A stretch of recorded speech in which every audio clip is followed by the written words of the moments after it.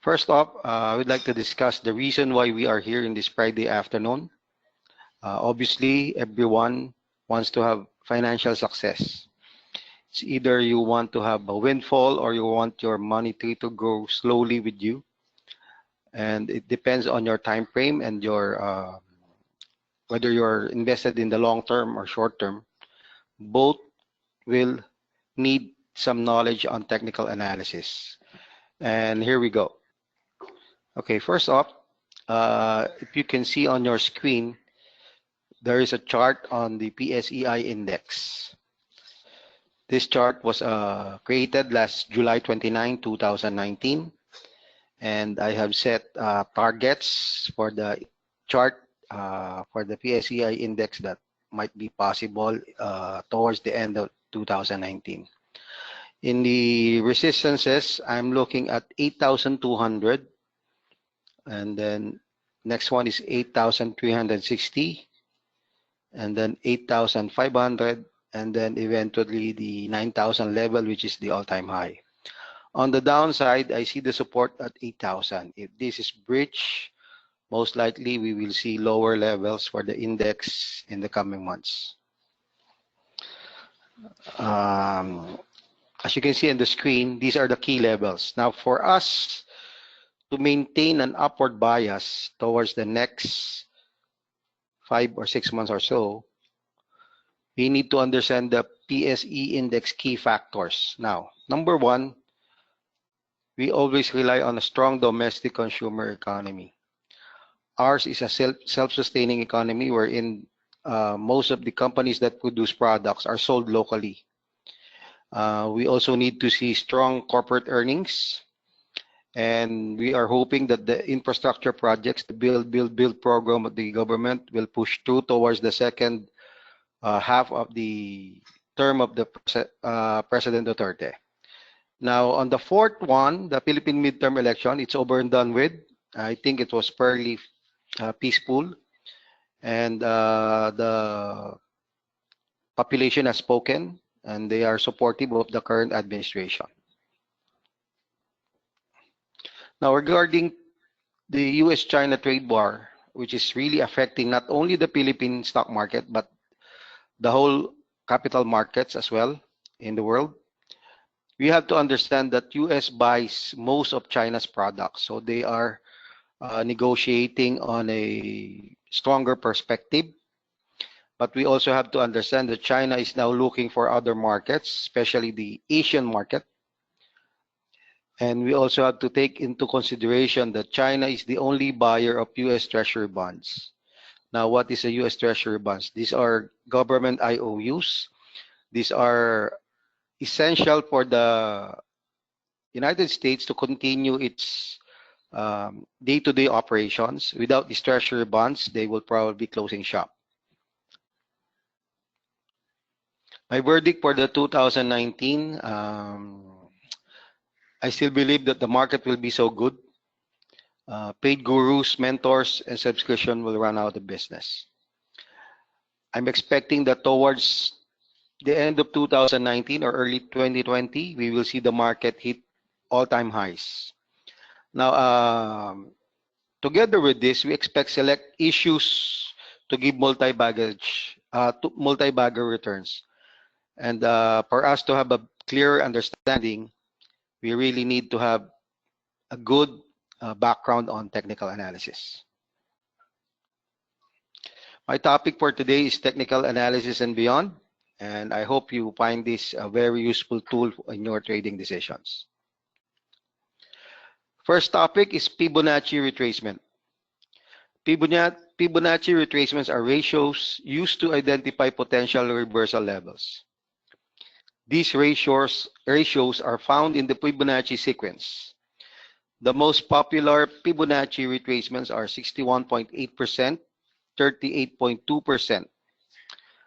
Note that 38.2 is often rounded to 38 and 61 is often rounded to 62. After an advanced knowledge, chartists apply Fibonacci ratios to define retracement levels and forecast the extent of a correction or pullback. What is a retracement? Retracement are short-term price corrections during an overall larger upward or downward trend. These can be used for short-term trades. How do we do this? You have to remember that there are swing high and swing low levels. After a series of up markets for several consecutive days, you will see a reversal. On the swing high, you will see the first red candle after a series of green candles. On the swing low, you will see the first green candle after the series of red candles. On a broader extent, this is how it looks like. We have a Fibonacci retracement that is going upward. As you can see, the green candles reached the 0% level, and then the following day, it corrected and formed a red candle. It reached all the way to 23.6% of the retracement. Now, more often than not, it should go to around 50%.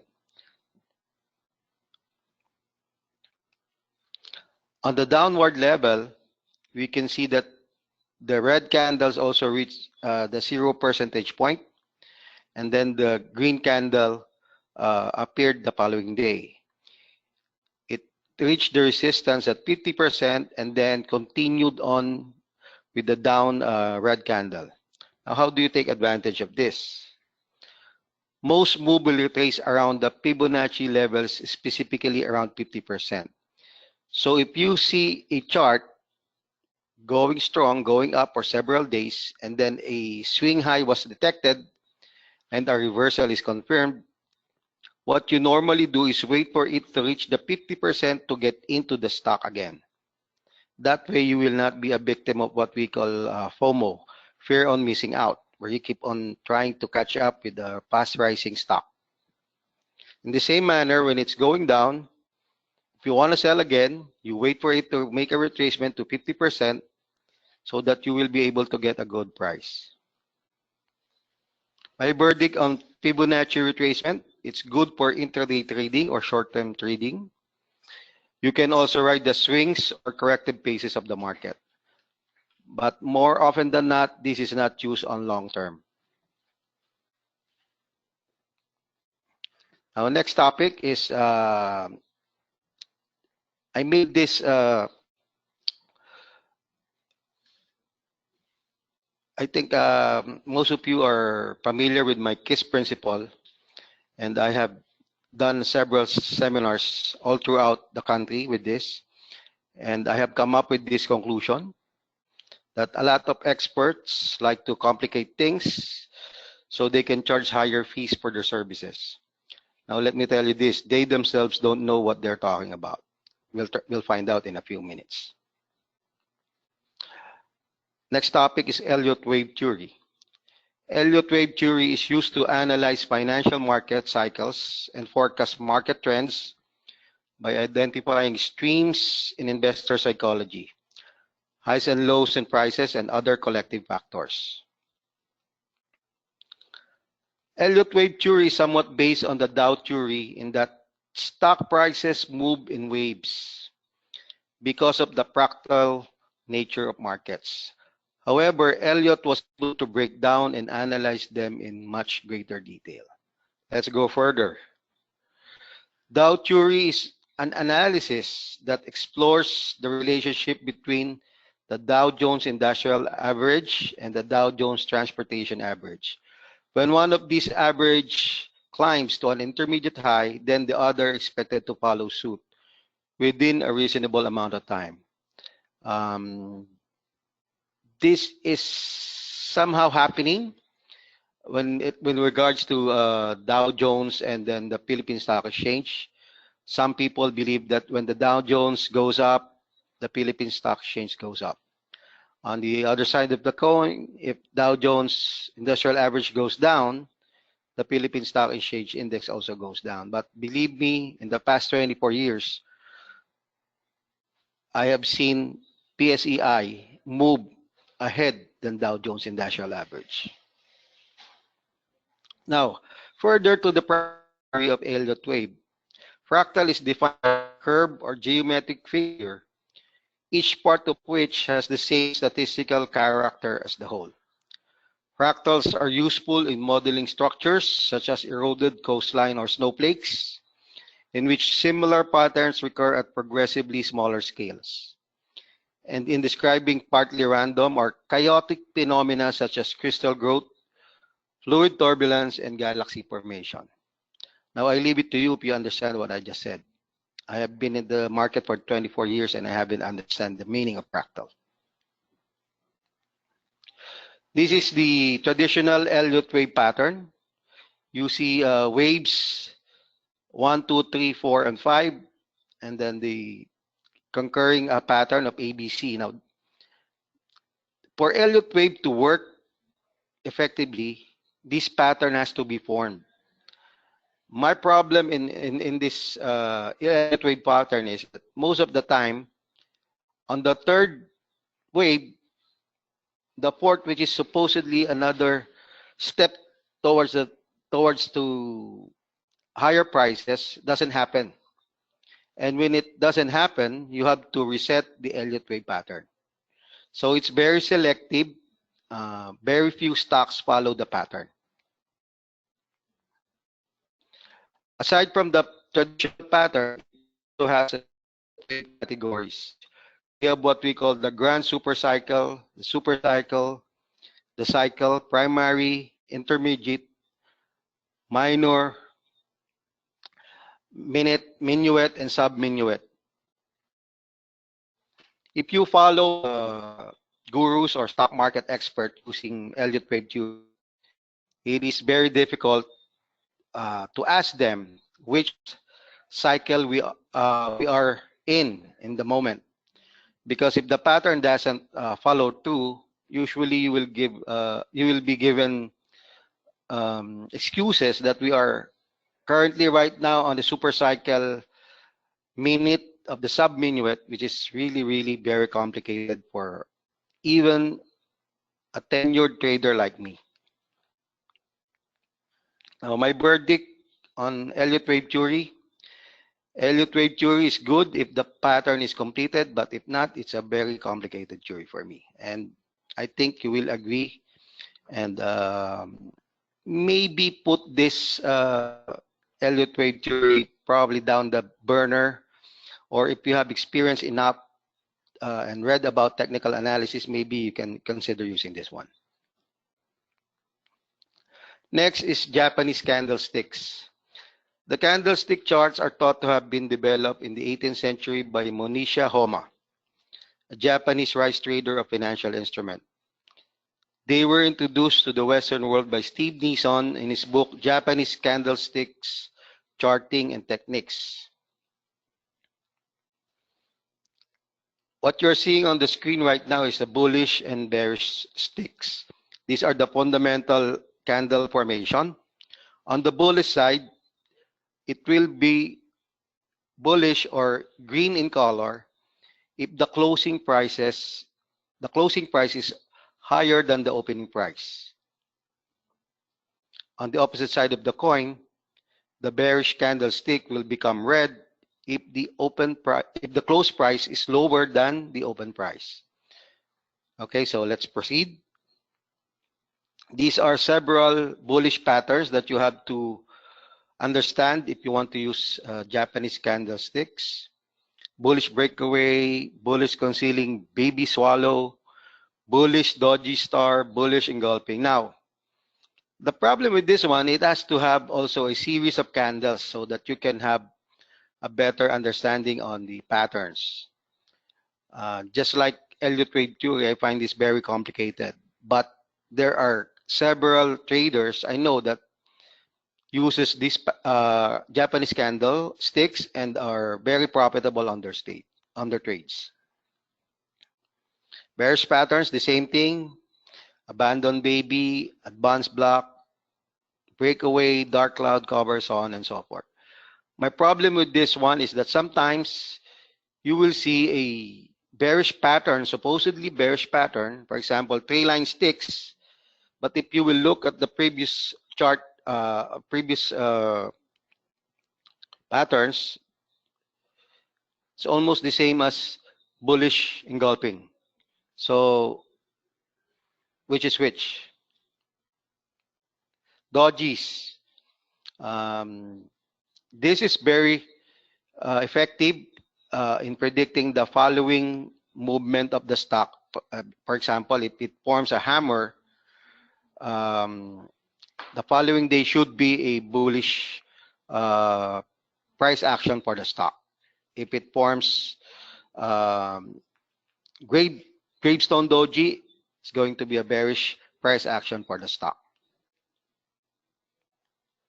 Now, my verdict on Japanese candlesticks. The Japanese people have been trying to figure out to use it for centuries, and then feel free to try it on your own. Now, we have to understand that in every sector of the society, there are people who are center of influence. In the investing or stock market world, we have two people, very famous people, Warren Buffett and George Soros. Both have a very different approach, but have the same and what I consider the most effective strategy in the stock market, which is buying high. No, it's not buying high, it's buying low and selling high. Warren Buffett chooses or picks companies that are in trouble but have a good history of making money. So he buys them on a discount, and then he takes over and then reverses the fortune of that company. So it's still the same. He buys low and then he sell high. George Soros is the grandfather of shorting. What is shorting? Shorting is like selling a commodity or any underlying stock, hoping that you will be able to buy it at a lower price. So he looks for companies or, for example, currencies that are in trouble. He sells them and he buys it back later at a lower price. So it's still the same. He buys it low and sells it higher. According to George Soros, unfortunately, the more complex the system, the greater the room for error. That is actually true. True on Elliott Wave, and should consider also true on Japanese candlesticks. That's why I'm an advocate of keep it smart and simple. What is keep it smart and simple, or the KISS principle? The sheer simplicity will make you realize that you don't need a complex strategy that will only produce mouse-sized profits, but rather you can have a very simple strategy that will give you a lion's share. How does it work? You have to identify a clear edge, something that in the long run puts the odds in your favor. First topic is support and resistance. Now, support is the price where sellers refuse to sell, and resistance is the price where buyers refuse to pay. Very simple. If sellers refuse to sell, okay, what will happen to the price of the stock? It will start going up because buyers are now forced to buy at a higher price. In the same token, on the resistance side, if buyers refuse to pay, sellers will be forced to sell at a lower price. Then the stock prices will start going down. How does it work on a real chart? This is a 12-month price of mango. And for the last 12 months, the highest price it went to was 120. And the lowest price it went to was 25 pesos. Now, common sense will tell you that you should be buying around the 25 peso level and then selling it at around 120. Now, but you have to understand in the market conditions, there's no genius out there that can guess the high price of the stock, and there's no one also that can predict the lowest price of the stock. So if you have a 12-month price range, what you do is to take the average, or at least get some target prices wherein you can buy or sell. Now, if the highest price is 120 and the lowest price is 25 for the last 12 months, most likely I will start buying at 40 all the way down to 25. And when it starts going up, I would be selling my position at around 80 all the way to 120. Now, what is the common sense behind that strategy? If you bought it at 40 and you start selling at 80, that's 100% return. So who wouldn't want to have 100% return? You also have to consider volume. Volume is the number of shares of a security that are traded during a specified period of time. It tells you how many shares change hands between buyers and sellers. It offers a complete picture of the market and is an indicator for supply and demand. Let's take a look at it at the charts. As you can see, every time it poses a significant increase in volume, like the ones encircled below, the green volume spike represents buying. Prices usually goes up. The red volume spikes usually indicate selling, and then slide in prices takes place in the following days. You can compare this in your charting softwares and then add volume as an indicator. Another indicator that I use is stochastic. Stochastic is an oscillator that measures overbought and oversold conditions in the currency market or any other capital markets. Blue line crosses above the red line is a buy signal, and then blue line crosses below the red line is a sell signal. Very simple. I think we can distinguish a blue line crossing above and then a blue line crossing below. Let's look at it at the charts. This is a chart of Mega World. As you can see, pointed out by the red arrows, every time the blue crosses above the red line, it goes up. Every time the blue crosses below, it goes down, so on and so forth. There's no magic involved in it, just a very simple indicator that you can use. Now, the 80 and 20% representation is the overbought and the oversold levels. Most of the time, blue line crossing above is somewhere around 20 or 30%. And then at the same time, the blue line crossing below occurs somewhere around 80 to 100%. You also have to put into consideration breakout. What is a breakout in prices? Breakout is a stock price that moves outside of a defined resistance level. This is an example of Bloomberry. Now, for the period of May 2017, we have a resistance set at around 810 and then a support at around 710.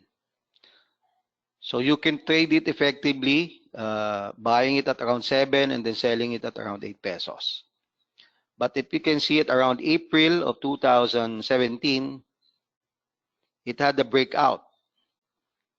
The prices went beyond 810. Now, what triggered that move?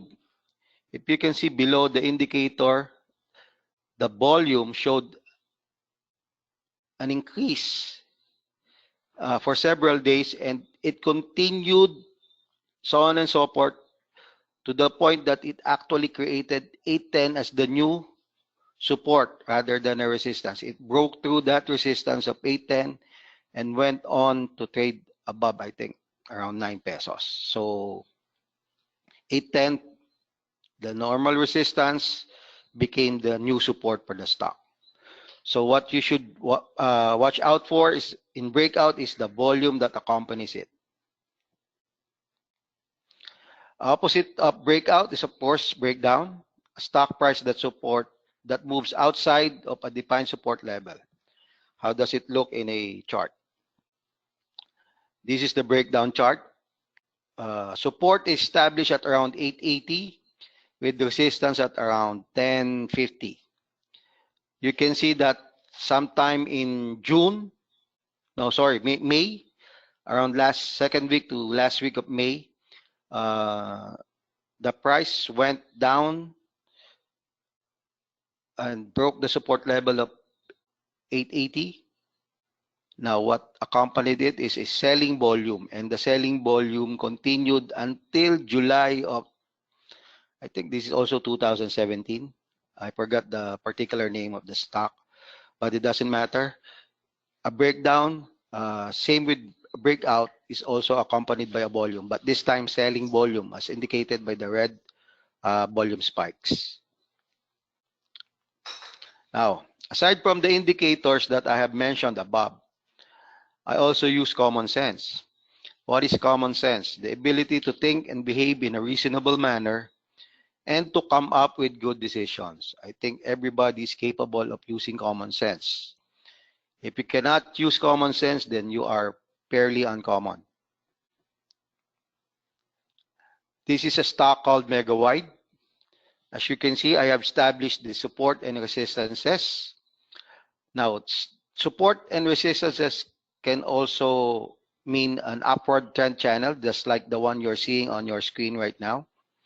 I have established the support at 640 and set targets at 760 and 860 for 16.9% and 32.5% return. This is for the stock called Megawide. I made this call on June 10 of 2016. Now, why did I make a buy call on this one? As you can see, stochastics just gave a buy signal, blue line crossing above, and then there's a significant increase in volume, mostly buying. Okay, so what happened to this stock after I recommended a buy on Megawide on June 10, 2016? Here it is. The stock went up significantly, even broke through my target prices. What is important though is that I set 32% as a target at 860 on June 2016. If you can see, by July 2016, a month after I recommended it, the 860 target price was already hit, and it went even further. Now, it doesn't matter if you miss the high prices at 8, 9, or 10, as long as you trade within your trading plan. My trading plan was to buy at 640 and sell at 860. 32% in 1 month is not bad. What is the common sense on this particular pick? As you can see on the date, this is June 10, 2016. Elections for the presidential position was just concluded, and President Rodrigo Duterte won that election convincingly. And on his first day of office, he immediately announced that he will proceed with the Build program. Megawide, being a construction company before, changed their strategy from construction. They went into PPP, public-private partnership, and it worked wonders for them, gave them good returns. They were the first one to put up the Cebu Mactan International Airport, the new Mactan Airport. They also have some transport hubs ongoing, and most likely they will continue on their projects improving airports throughout the country. In 2019, I still have Megawide as one of my picks for the year. Bloomberry Corporation. I did this on June 3, 2016. As you can see, I made a recommendation on the following basis. It is trading on support at around 420. Stochastics, blue line crossed above the red line, and there is also a significant increase in volume. As you can see, the two green volume spikes shown on the chart.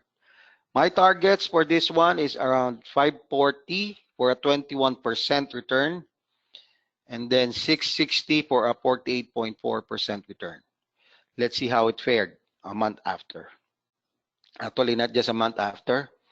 It went up to the roof, but my recommendation on June 3, 2016 was achieved as early as July of 2016 on the same year. So again, 48% in 1 month is not bad using the case principle. Another stock similar to Bloomberry, Melco Crown, made the recommendation. Now, the common sense about this is, again, this is sometime June or May of 2016.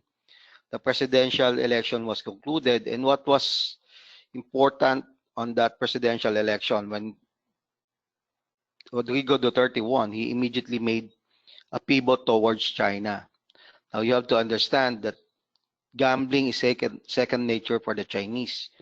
In fact, during Chinese New Year, most of the time they go on a holiday. The men or the husband plays in the big table. The women goes on shopping, and then the kids play in the pool or beaches. So when President Duterte made the China pivot, it is like it's common sense. Melco Crown, Bloomberry will make a killing on the revenues. Now, another company that is one of my favorite, International Container Terminal Services, ICT. Again, on June 3, 2016, I made a recommendation to buy at 57.50 based on the following parameters.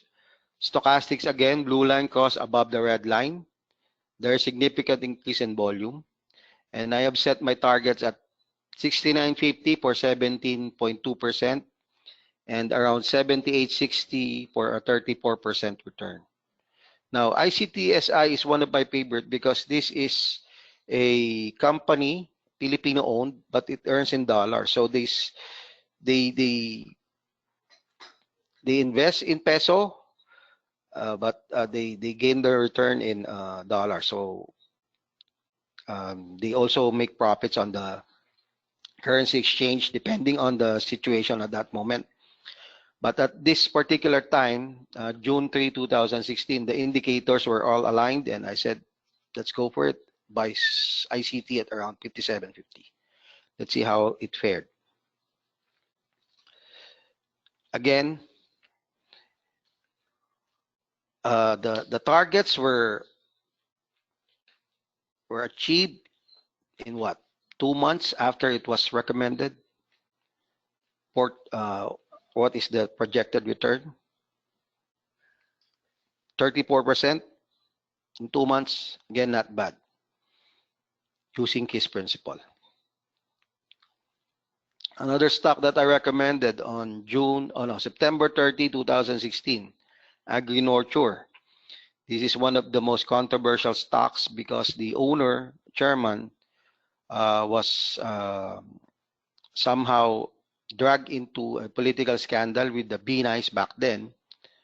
The stock went from 150, actually 120, all the way to almost 6 pesos. I think the high back then was around 5.97. But after it was dragged into the Senate controversy, the Senate hearing, the chairman appeared on a daily basis. The stock went from 5.97 all the way to around 3 pesos. However, at 3.60, I made a call because of, again, stochastics, blue line crossing above the red line, bullish signal. Volume, again, was significantly higher. And the common sense I use on this one is that once President Duterte made the China pivot, this is, remember, an agriculture company. They produce vegetables and fruits. China has 2 billion population. It is common sense that they will be importing from the Philippines, and Agri-Nurture is one of those companies that can take advantage. And from 320, it went to as high as 960. This was, I think, January 10 of 2014. I also made the recommendation, and I said that it will close the gaps. You can see the encircled portion of the chart at around 11.40 and then at 18 pesos. It actually made it to 18 pesos.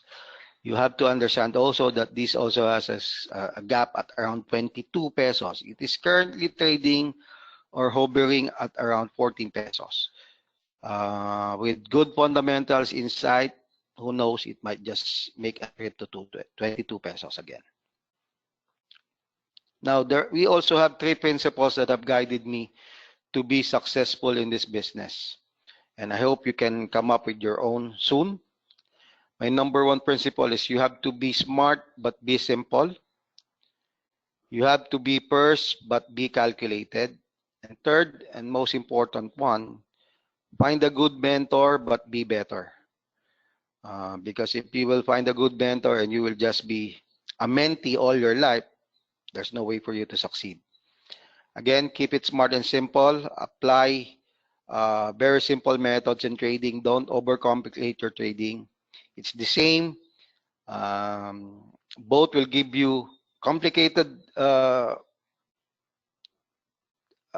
theories, will give you good returns, but smart and simple will give you the same. Thank you so much, and I hope you learned something out of this session.